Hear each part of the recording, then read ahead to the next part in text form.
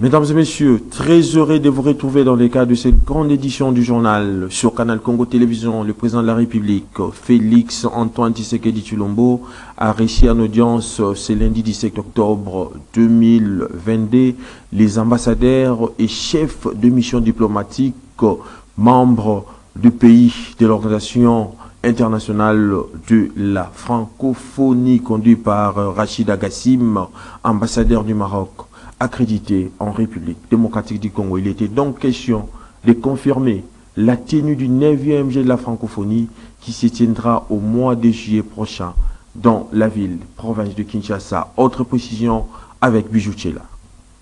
La République démocratique du Congo abritera bel et bien le 9e G de la francophonie au mois de juillet 2023. Le chef de l'État, Félix Antoine Tshisekedi, l'a confirmé devant les ambassadeurs et chefs des missions diplomatiques de pays membres de l'OIF.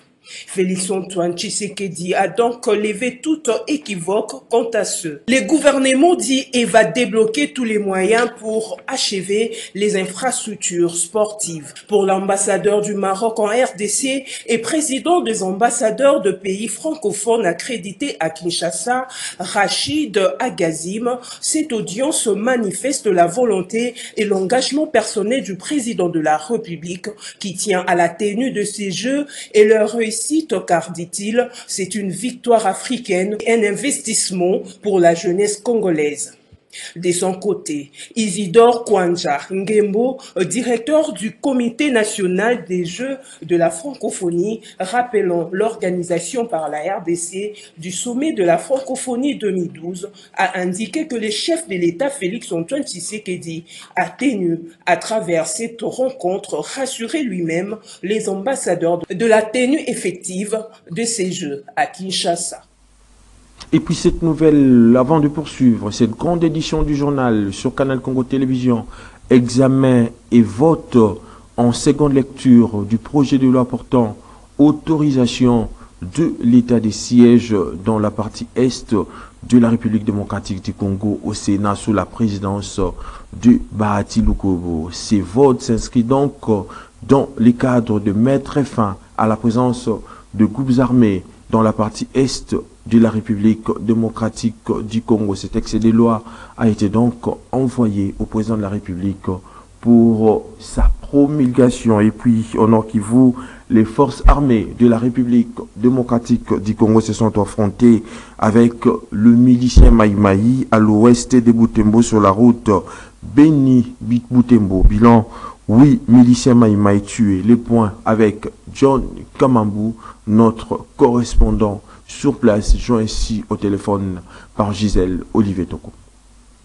Selon le capitaine Anthony Malouchaï, porte-parole des opérations Sokola et Granon, 6 miliciens du Tétié dans la localité de Matembe, située au nord de la ville de Butembo, la nuit du samedi au dimanche 16 octobre. Les 10 autres miliciens du Tétié, le matin du dimanche, sur l'axe routier Beni Butembo à hauteur de Kisalala. C'était lorsque le groupe d'Assaya voulait attaquer une position militaire. Le capitaine Anthony Malouchaï parle aussi des 4 armes de guerre récupérées lors de ces 2 opérations menées par les forces régulières. Les forces armées de la République démocratique du Congo contrôle toutes les zones des Lubero et aussi du territoire des Béni. Sauf hier, il y a eu affrontement entre les FARDC et la coalition de 2 groupes Maïmaï, à savoir Maïmaï Mazembe et Maïmaï Baraka. Se sont affrontés aux forces armées de la République démocratique du Congo à partir de la localité Matembe. Nous sommes au nord de la ville de Butembo. Les Maïmaï ont toujours tendance d'apporter la main forte aux ADF pour s'attaquer aux paisibles populations, pour s'attaquer aux forces de l'ordre. L'armée appelle la population à continuer à collaborer avec les services de défense et de sécurité qui restent déterminés à restaurer l'autorité de l'État dans cette partie est du pays. Je suis Joël Kamabou depuis Béniville. Nomination au sein de FARDC par le président de la République Félix Antoine Tshisekedi Tshilombo. L'honorable Lusenge Bonane salue cette nomination, mais attend de ses erreurs promis le démantèlement des infiltrés au sein de l'armée de la République démocratique du Congo. Suivez. Après la remise et reprise intervenue au sommet de l'armée nationale, la population du Nord Kivu attend du nouveau chef d'état-major général des FARDC, le lieutenant-général Christian Chiwewe, le démantèlement de tous les infiltrés au sein de l'armée, mais aussi l'organisation de l'autodéfense locale au niveau des villages. Cette thèse est soutenue par le député national Jérôme Lusenge Bonane, élu de Lubero dans le Nord Kivu. Le ministre actuel de la Défense a trouvé une armée infiltrée. Ce n'est pas un secret. L'armée est infiltrée depuis longtemps.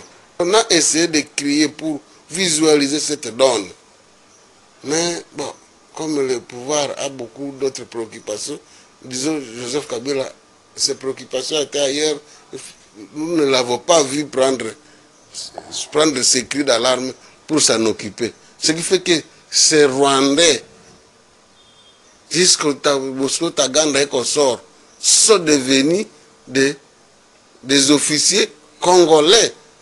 Nous disons, comme maintenant on a mis un nouveau commandement, nous attendons que celui-ci, nous sommes allés demander même devant le chef de l'État, le 12 octobre dernier, on était avec le chef de l'État, pour rappeler, pour préciser que nous attendons que cette désignation de nouveau commandement, en tenant compte de la vraie bonne nationalité congolaise, qu'on le fasse jusqu'au commandement des unités au niveau des opérations. Nous avons demandé cela expressément. Nous avons demandé expressément à ce nouveau état-major général d'organiser un peu une sorte d'autodéfense, comment l'autodéfense locale. En fait, ce pays, si on met, par exemple, chaque groupe de 10 maisons, on désigne quelqu'un qui, autour du chef de quartier, gère la sécurité des villages. Les villages doivent avoir un chef de quartier, même ici à ville, il faut responsabiliser le chef de quartier, qui doit savoir qui entre dans son quartier, qui a passé et faire rapport à la commune. Tout à fait. Autre chose à présent, l'une des structures spécialisées du mouvement de libération du Congo, les 100% Bemba section Mombelede, a désormais son comité de coordination qui a été installé le week-end dernier par Louise Bokecho. Autre précision dans cet élément des reportages. Suivez. Composé de plus d'une vingtaine de personnes, hommes et femmes de bonne moralité, le comité de coordination 100% Bemba, l'une des structures spécialisées du mouvement de libération du Congo, section Mombelede, affiche désormais complet. Il a été installé officiellement ce samedi 15 octobre en présence du secrétaire exécutif fédéral du MLC, Ben Sawa. Louise Bokechu, coordinatrice nationale des 100% Bemba, qui a procédé à cette installation officielle, a remis les drapeaux étoilés du MLC, signe du pouvoir, à Marcel Louzayadio, celui-là même qui présidera à la destinée des 100% Bemba à Mombelede.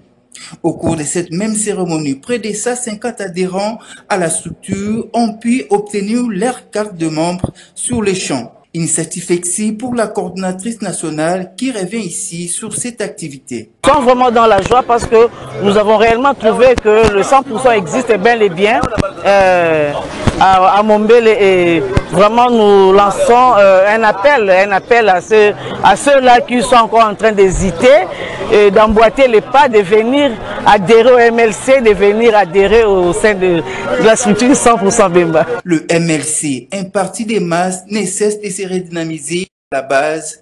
Un vœu de son président national Jean-Pierre Bemba Gombo, partagé par Louise Bokechu, coordinatrice des 100% Bemba.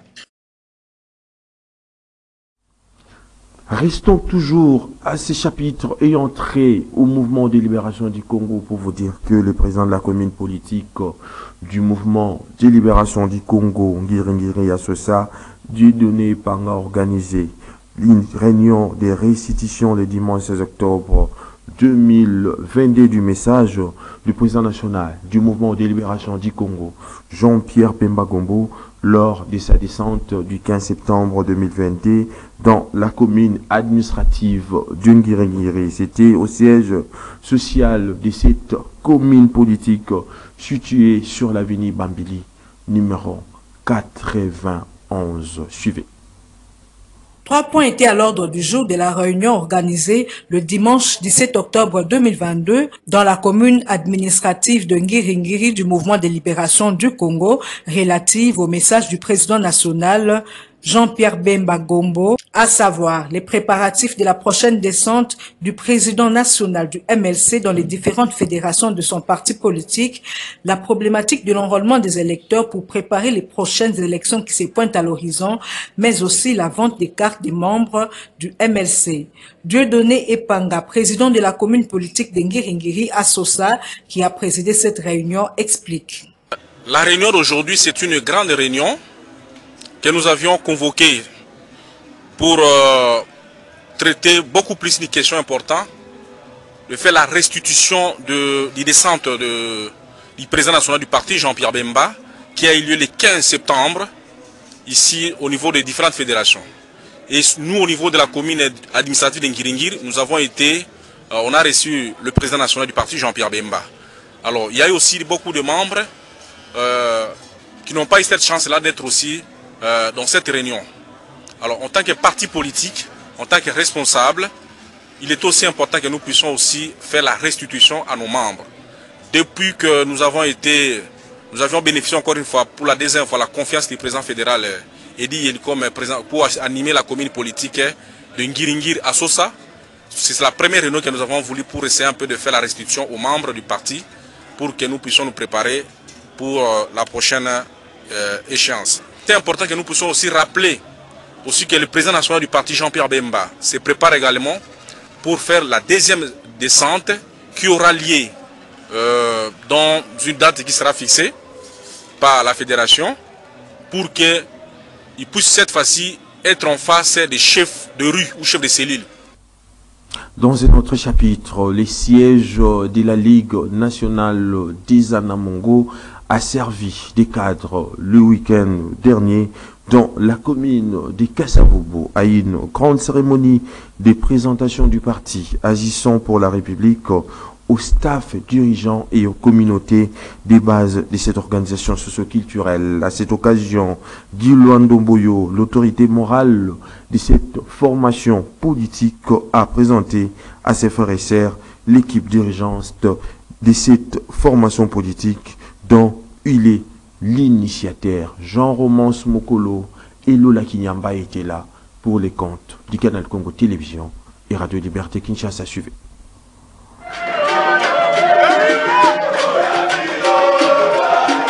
Après la tenue de son dernier congrès, le parti politique Agissons pour la République AREP a été présenté le week-end dernier au staff dirigeant et aux représentants des communautés de base de la Ligue nationale des Anamongo Lina. C'était au cours d'une importante cérémonie qui a eu pour cadre le siège de cette organisation socio-culturelle située à Kinshasa dans la commune de Kasavubu. Dans son mot de circonstance, l'initiateur de AREP, le ministre d'État Guy Luando, un des notables de la LINA, a notamment présenté les grandes lignes de son parti.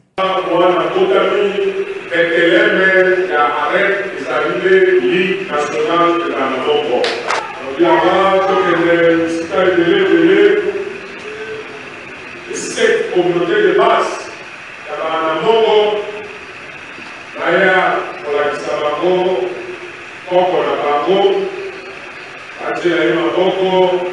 Apamolaye, que mwana azalaka identité na ye, yango na ye na repe epai na bino moko bokumba ye, olakisa ye nzela ya kelasi, olakisa ye nzela ya nzambe, boteya mwana, po ete mwana wana oyobengi parti Agissons pour la République, ya solo ezala fierté. On a beau à la République démocratique Par la suite, c'est lui qu'on appelle affectueusement le grand léopard des Anamongo a présenté à ses frères et sœurs de la LINA le staff dirigeant de AREP. Pour sa part, le président national de la LINA, Barthélémy Okito, a salué cette initiative de Maître Guy Luando de venir présenter son parti AREP à la LINA, comme le patriarche Patrice Emery Lumumba avait jadis présenté le MNC aux Anamongo dans les années 60. 1961,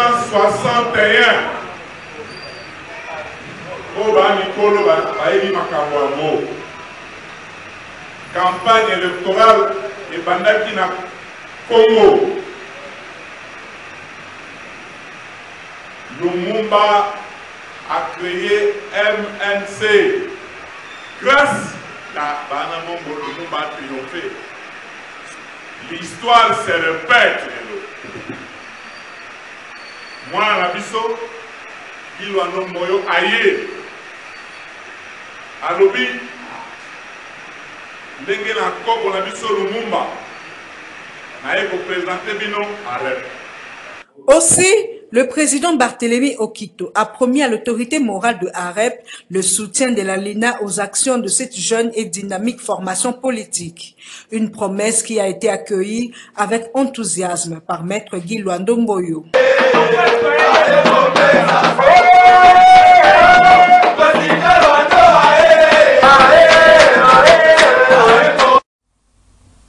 Solidarité par l'encadrement de personnes désœuvrées, c'est la nouvelle association qui vient de voir les jours. Sa sortie officielle a eu lieu le week-end dernier. Cette structure a donc objectif de valoriser les personnes désœuvrées. Florine Beka.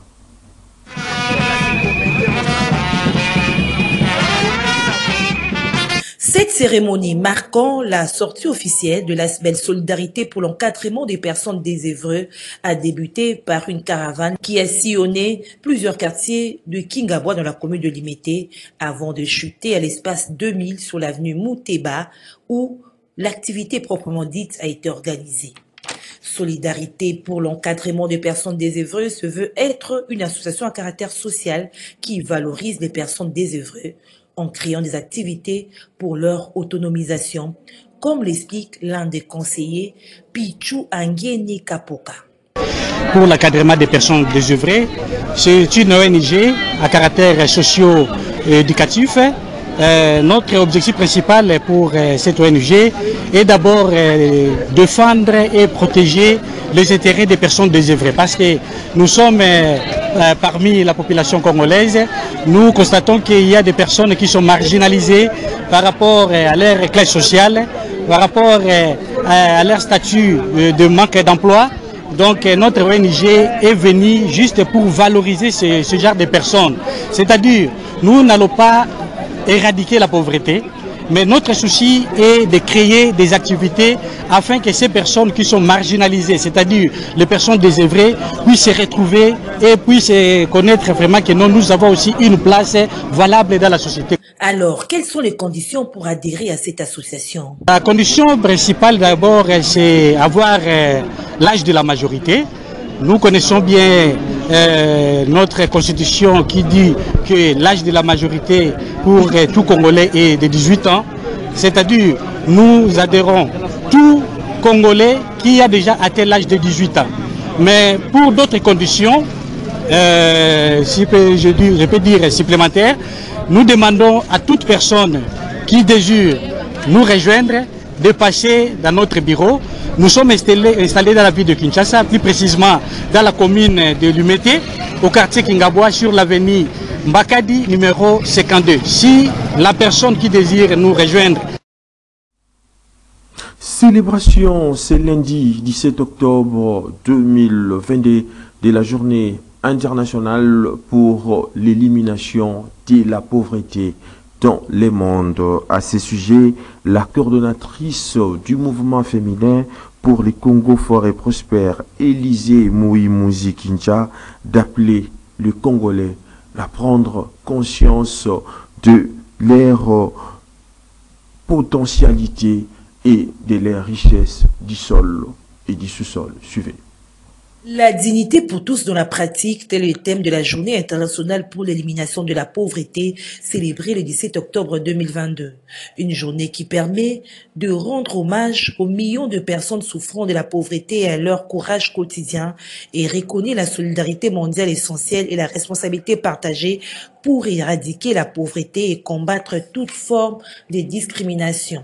Occasion pour la coordonnatrice du mouvement féminin pour le Congo fort et prospère de tabler sur l'identité des actes de la vision ainsi que de la campagne nationale Refonder la nation congolaise.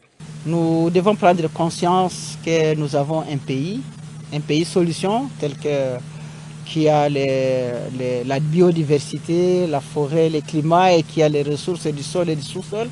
Et nous ne pouvons pas être les derniers ou les insouciants par rapport à tout ce que nous avons pour vivre dans la pauvreté. Nous sommes très mal classés, 5e sur le rapport mondial de la Banque mondiale, 5e pays pauvre donc sur la bonne liste ou la mauvaise liste. Mais nous devons sortir de ça, nous devons être vraiment parmi les pays puissants parce que nous sommes capables de nourrir toute l'Afrique, de nourrir même le monde.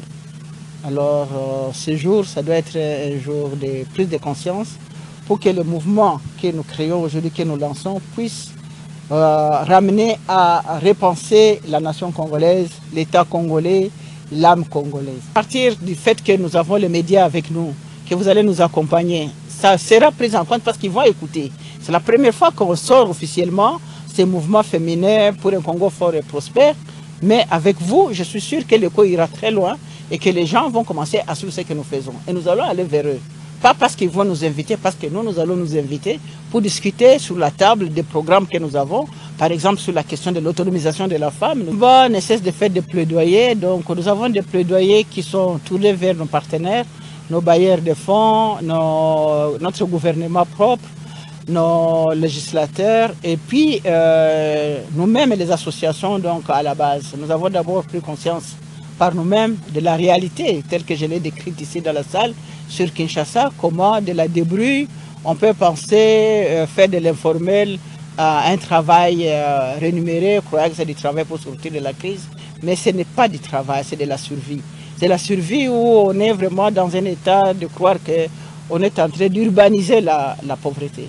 Il faut noter que le mouvement se concentre sur un credo à 4 volets qui sont faciliter la réappropriation par le peuple des valeurs de la culture, de la paix, du bien vivre ensemble et la réalisation en soi, en réarmant la conscience individuelle et collective pour un sursaut collectif vers la redéfinition de la gouvernance nationale, provinciale et locale.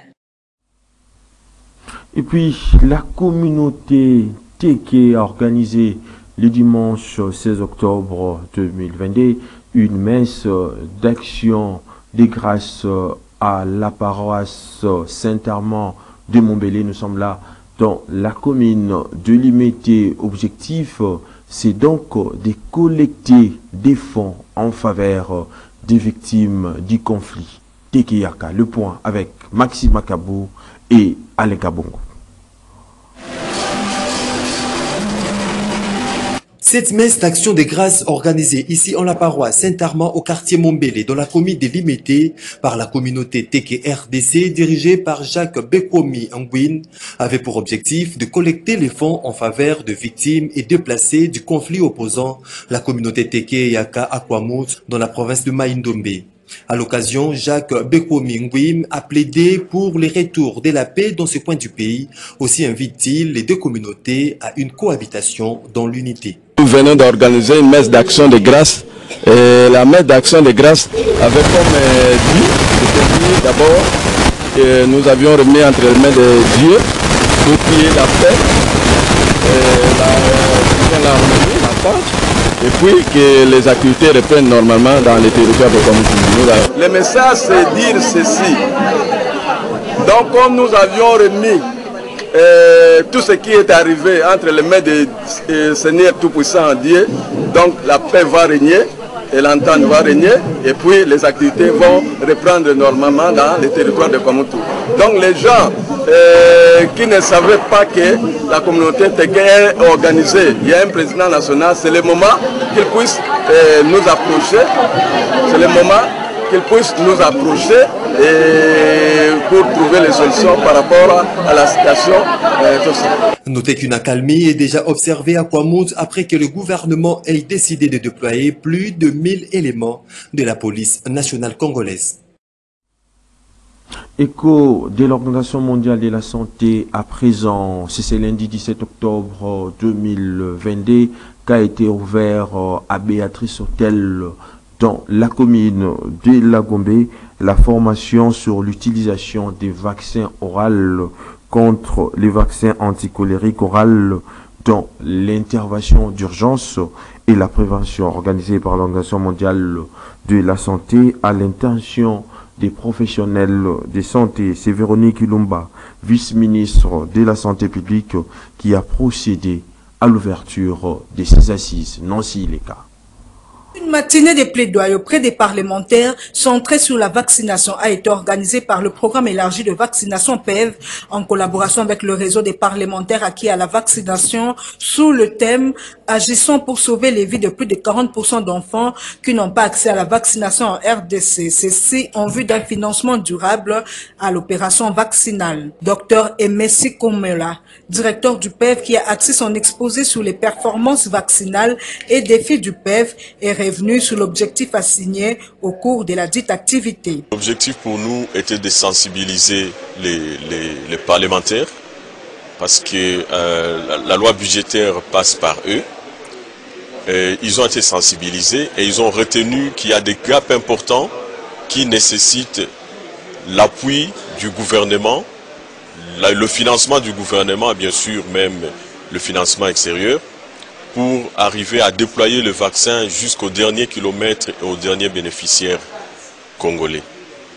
Le directeur pays de l'ONG internationale PATS, Trad Alton, a quant à lui loué l'effort consenti par les partenaires techniques et financiers, allant dans le sens du soutien au système vaccinal. Dans son adresse, le professeur André Mbata, premier vice-président de la Chambre basse du Parlement, estime que cette activité va permettre aux élus du peuple et aux élus des élus de lever les obstacles qui constituent une entrave de la vaccination chez les enfants afin de les protéger et de réduire le taux de décès liés aux maladies évitables par la vaccination.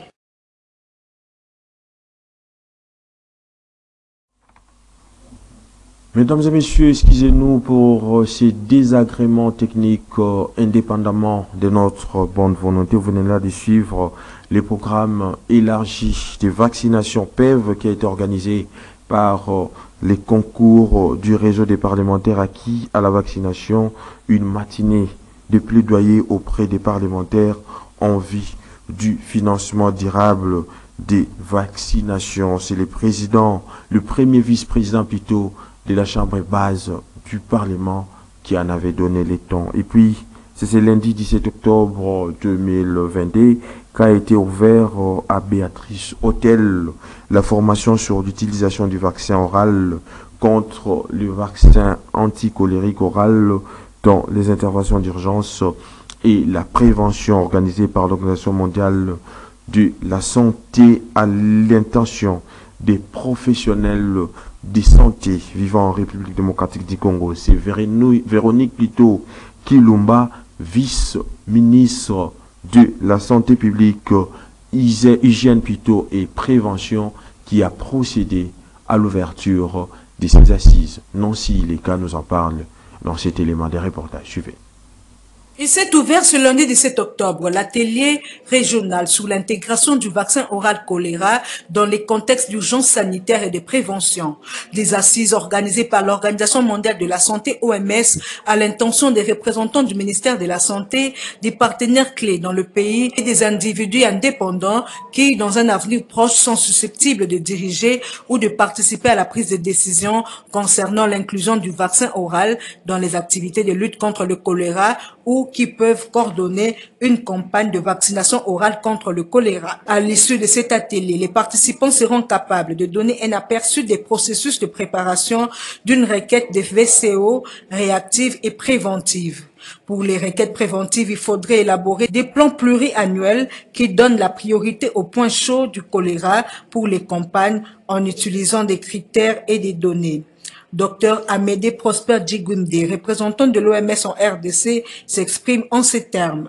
L'utilisation à large échelle du vaccin anticolérique oral a un impact à court et à moyen terme avec une réduction immédiate du nombre de cas de choléra. La période de protection qu'offre ce vaccin constitue une fenêtre d'opportunité pour l'implémentation de mesures de prévention à long terme, dont l'eau, l'hygiène, l'assainissement et l'engagement communautaire. Il faut noter que le coup d'envoi de ces assises a été donné par Véronique Kilumba, vice-ministre de la Santé publique, Hygiène et Prévention.